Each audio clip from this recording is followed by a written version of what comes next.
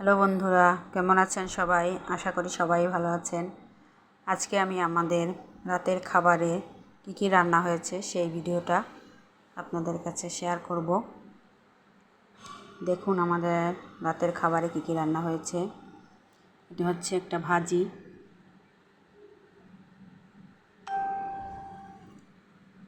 এটা হচ্ছে লাল শাক ভাজি, আপনারা হয়তো বা সবাই চিনবেন। এটা হচ্ছে কালো জিরে দিয়ে পাবদা মাছের ঝোল।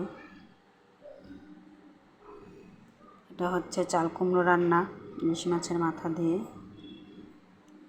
এটা হচ্ছে গ্রামের ভাষায় সবাই বলে চিংড়ি পিঠে, নারকেল চিংড়ি মাছ বেটে এটা ভাজা হয়।